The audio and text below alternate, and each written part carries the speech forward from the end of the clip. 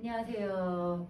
오늘은 11과의 11일차 사회의 흐름, 그 다음에 정치 체제에 대해서 하도록 하겠습니다. ISM이 붙는 것들인데요.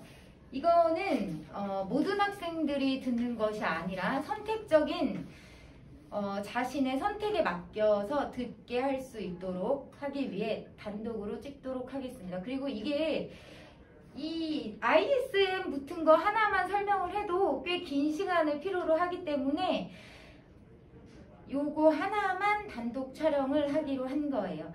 저희가 이제 모의고사를 푸는 것을 궁극적으로 목적을 하고 있는데 모의고사를 풀 때 많은 단어들이 ISM이 붙은 단어가 많아요. 그래서 그 단어 하나하나에 대해서 설명을 하다 보면 꽤 많은 시간을 소요할 것으로 생각이 듭니다. 자, 첫 번째 여기에서 나와 있는 건 리얼리즘, 옵티미즘, 그 다음에 크리터시즘입니다. 이외에 제가 추가로 진행을 할 것은 캐피털리즘입니다. 캐피털리즘은 뭐냐면 캐피탈리즘이라고 하면 무엇인지 알겠는 사람? 자본주의? 맞아. 자본주의. 자본주의라는 뜻은 모의고사에 되게 많이 나오지. 우리가 현대시대의 문명에 대해서 비판을 할 때 자본주의라는 단어가 되게 많이 나와. 그 다음에 캐피탈은 다른 뜻으로 수도라는 뜻을 가지고 있기도 해. 그래서 캐피탈리즘 많이 쓰여. 그 다음에 인프레셔니즘 하면 인프레션, 인상적인 인프레션, 인상. 그 다음에 인프레셔니즘 나오면 우리 이게 많이 나오는 건 어디에 나오겠어? 예술. 그렇지. 인상주의 작가가 나오거나 뭐 이런 게 나오면 인프레셔니즘이 나올 수 있어. 그래서 표현주의라는 뜻을 가지고 있고요. 뭐 예를 들어 작가들, 화가들 이런 게 나오면 인프레셔니즘이 나올 수 있겠지. 자, 그 다음에 인디비주얼리즘. 개인주의. 개인주의야.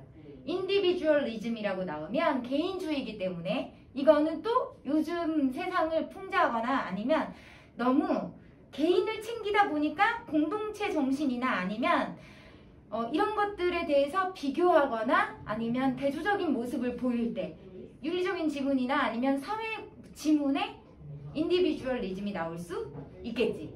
그래서 요것도 한번 짚고 넘어가려고 얘기하는 거야. 이건 되게 많이 들어봤는데 너네한테 이걸 어떻게 설명할까 좀 고민했어. 메커니즘 진짜 많이 들어보지 않았어? 근데 이거를 실제로 어떻게 쓰일까에 대해서 우리가 들어보기는 많이 들어봤지만 고민을 많이 하진 않았던 것 같아. 메커니즘은 기계를 장치라는 뜻이야. 정확하게는.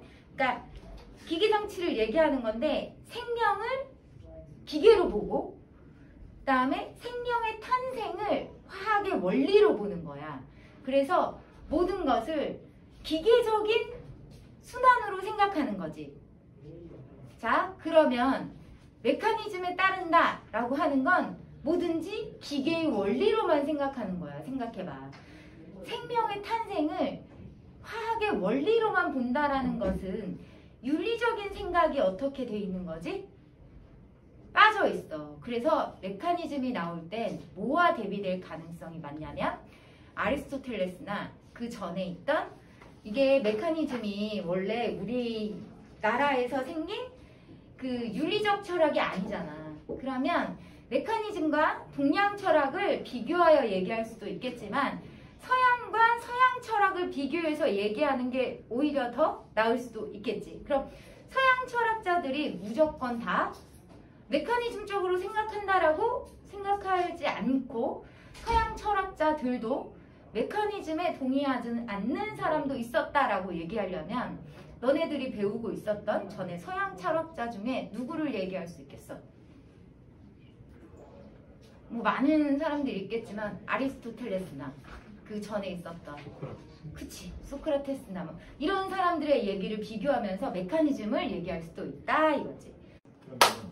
이어서 시작하겠습니다. 네. 펀더멘털리즘인데 근본주의라고 해서 아까 이제 얘기했던 거에 다시 정정하여 얘기를 하면 펀더멘털리즘은 기독교든 이슬람이든 어쨌든 종교적인 성향에서 교리를 중요시하자라는 게 펀더멘털리즘이지. 그래서 어떤 것이든 초기로 돌아가 경전에 있는 내용을 근본으로 하여 우리가 그걸 잘 이루어내자라는 거야. 근데 리즘이랑 ISM이 붙으면 어쨌든 우리가 무조건 명사형이라는 걸 알 수 있는데 ISM이 붙었을 때 되게 조심해야 될 게 뭐냐면 이게 사회적인 얘기일까? 아니면 과학적인 얘기일까? 예술적인 얘기일까? 아니면 종교적인 얘기일까? 이런 것들이 되게 중요하단 말이야. 그래서 인디비주얼리즘이나 메커니즘이나 뭐 임프레셔니즘이나 이런 게 나오는 거에 따라서 이게 과학적인 얘기냐, 종교적인 얘기냐, 아니면 뭐 예술적인 얘기냐 이런 것에 대한 힌트를 얻을 수 있게 되는 거지. 그 다음에 내셔널리즘이라고 해서 이제 아까 잠깐 이게 수정을 하게 된 이유가 국가주의냐, 민족주의냐 이런 게 나왔는데 이게 사전을 어떻게 검색하느냐에 따라서 조금 달라지는 것 같아. 상담 사전에 보면 민족주의라고 나와 있고 이게 정치학 사전에 보면 이렇게 보면 국가주의라고 나와 있어. 근데 사실 국가주의나 민족주의나 같은 이야기라고 할 수 있는 게 뭐냐면 국가는 어떠한 특징을 가지고 있잖아. 어떻게 보면 국가는 특징을 갖고 있고 그 안에는 국가를 형성할 때 하나의 혈통, 그 다음에 하나의 어떤 특징을 가지고 있단 말이야. 근데 그것을 이루는 건 결국 예전에 이게 민족이라는 것을 이제 가질 때 혈통을 가장 중요시 여기는 거야. 예를 들어 민족을 가치는 토지도 있고 그 다음에 어떤 여기 보면 민족적인 가치란 토지, 영토 이런 물적인 것도 기준이 될 수 있지만 문화적인 것도 기준이 될 수 있는 거야. 그래서 우리 옛날에 조선시대를 생각해보면 청의 문물을 받아들이느냐 오랑캐의 핏줄이 섞였느냐 그래서 뭐 환양년이라는 욕도 생기고 이랬잖아. 타 민족과 섞이는 것에 대해서 굉장히 싫어했지. 이런 것들을 얘기할 수 있는데 원래 프랑스 혁명에서 발전한 것이고 이게 절대군주제를 좀 넘어서자라고 생각한 거야. 그래서 근대적인 정치 형태를 만들어내기 시작한 것이고 민족적인 공동체. 그래서 민족적인 공동체를 이제 강조하는 우리는 전체다. 그러니까 왕 하나 그러니까 신수 뭐였지? 왕은 하늘이 내렸다. 왕권 신수설을 벗어난 이게 그 다음에 나오게 된 거야. 그런데 이게 식민지의 억압에서 이제 항의가 되게 격렬해졌고 그 다음에 아프리카나 뭐 이게 이렇게 넘어가는 거야. 그러면서 이게 사람들이 자신의 정체성을 가지게 되고 이러면서 자신들의 이익을 이제 내셔널리즘이라는 이름을 통해서 주장하고자 한 거예요. 이게 약간 그래서 틀린 게 동유럽이나 그러니까 이게 그러니까 이게 서유럽에서는 정치적인 사건을 두고 발전을 했는데 동유럽이나 아프리카에서 내셔널리즘이 발달할 때에는 제국주의를 접하면서 발달한 거란 말이야. 그러니까 조금 성질이 달라 내셔널리즘이라는 게. 그래서 얘가 어떻게 검색하느냐에 따라서 의미가 조금 달라질 수 있는 거지. 자, 그래서 이게 내셔널리즘이라는 게 결국은 무엇이냐? 결국은 민족주의도 될 수 있고 국가주의도 될 수 있는데 자, 내셔널리즘이 나왔다라고 생각하면 우리는 이걸 뭐라고 생각해야 되는 거야? 어쨌든 이게 정치적으로 왕권 신수설이랑 싸우든 어쨌든 뭐랑 싸우든 제국주의랑 싸우든 우리는 하나다라는 생각을 가지고 전체를 중요시하는 어떤 이런 건 거야. 그래서 이게 굉장히 많이 나오게 되고요. 그래서 내셔널리즘은 나왔을 때 좀 감을 잡기 어렵더라도 문과 학생이라면 좀 익숙한 단어일 거야. 전체주의나 국가주의나 민족주의가. 하지만 이과생에게는 익숙하지 않은 단어일 수 있어서 한 번쯤은 설명하고 넘어가야겠다라고 생각한 단어였어요. 자, 옵티미즘이 있지. 옵티미즘. 이거 뭐지? 낙관주의. 그러면 낙관주의가 나오면 항상 뭐가 나와야 되지? 비관주의가 나와야 될 거 아니야. 그지? 그걸 뭐라고 하지? 패시미즘이라고 하지. 직업 정신은 너무 쉽지. 뭐지? 프로페셔널리즘. 프로페셔널리즘. 내가 이거를 프로페셔널리즘을 가지고 있어야 되는데 자, 쉽지 않지. 그 다음에 중요한 건 이건 또 이과생들은 잘 모르지만 문과생들은 알 수 있는 거야. 요즘 많이 나오고 화두가 되기 때문에 이것도 설명을 해주기 위해서 한 거야. 그 전에 두 가지를 하기 전에 요건 빨리 끝낼 수 있어서 할게. 레이시즘 많이 나왔잖아. 코로나가 되면서 레이시즘이 되게 중요해졌지. 동양인들이 외국에서 살기 힘들어졌어. 뭐 때문에? 레이시즘 때문에. 인종주의. 레이시즘의 인종주의인데 여기에서 인종차별주의 나오면 이제 그 다음부터는 막 이제 그런 게 있는 거야. 인종주의가 있는데 거기에서 차별을 받았어. 그러면 어떻게 되는 거야? 그 다음부터는 되게 공격적인 위험이 될 수 있어. 레이시즘. 그 다음에 보호무역주의가 뭐냐면 보호가 뭐야? protect. 그지? protection. 그래서 여기서 protectionism 하면 보호무역주의. 자, 보호무역주의가 뭐지? protectionism. 보호무역주의. 자국의 뭐야? 무역을 자국의 생산품을 보호하기 위해서 들어오는 수입품에 뭘 붙이는 거지? 관세를 붙여서 자기의 자국의 생산품에 대해서 보호를 할 수 있게 하는 거야. 근데 우리 같은 경우에는 뭐에다 하지? 미국에서 들어오는 쌀이라던가 이런 거에 관세를 붙여서 세금을 붙여서 조금 더 그 가격을 비싸게 만들고 우리나라의 쌀을 보호하려고 하잖아. 이게 보호무역주의예요. 그러면 EU, 유럽연합이 왜 유명한 걸까? 유럽연합끼리는 서로 보호무역을 하지 않습니다. 네, 무관세예요. 그래서 그들끼리는 같은 화폐를 쓰고요. 그래서 같이 이렇게 막 같은 무역을 하잖아요. 그래서 우리도 무역협정을 맺죠. 미국하고도 맺고 뭐 여러 군데 맺어요. 그게 뭐냐면 서로 관세를 부과하지 말자라고 해서 맺는데 그래서 우리나라가 맨날 국민들이 와가지고 막 안 돼! 막 이러잖아. 그 다음 되게 또 뭐도 있어. 스크린 저것도 있었지. 영화 스크린 난 왜 맨날 단어가 떠오르지 않는 걸까? 나중에 한번 검색해봐. 우리나라의 영화관에 한국 영화를 꼭 몇 프로를 반드시 올려야 한다라는 게 있었는데 그것도 이제 폐지된다고 해서 영화인들이 막 그것 때문에 되게 슬퍼하고 그거에 대해서 반대하는 운동도 했었어. 이런 식으로 보호무역주의에는 여러 가지의 방법이 있어요. 그래서 프로텍셔니즘이라고 해서 방법이 여러 가지 나올 수 있어. 실제로 고3 비문학에는 이게 여러 종류가 나왔고요. 역시 모의고사 영어 지문에 또 나왔어요. 그러니까 여러분이 이걸 아는 게 좋겠죠?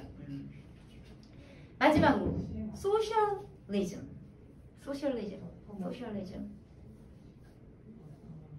뭐겠어? 소셜리즘. 그렇지. 사회주의. 이게 사회주의는 좀 하기가 좀 마음에 걸렸었어. 왜냐면 사회주의를 설명할 때 어디까지 설명을 해야 할까? 우리가 사회주의를 흔히 뭐라고 알고 있지? 공산주의라고 알고 있잖아. 근데 내가 문과생들에게는 여러 번 설명했지만 사회주의는 공산주의다, 이다, 아니다? 아니다. 근데 이과생들에게 이거를 설명해야 되는데 과연 이게 모의고사에 출제가 될 것인가 아닌가는 나도 몰라. 모르지. 하지만 우크라이나와 러시아의 전쟁 사태가 일어났고요. 지금 중국도 그렇고요. 최근에 또 어디니?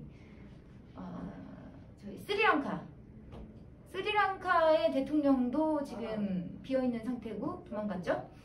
이런 식으로 약간의 일어나고 있을 때 사회주의는 어떻게 알려주는 게 좋을까라고 생각이 들었어.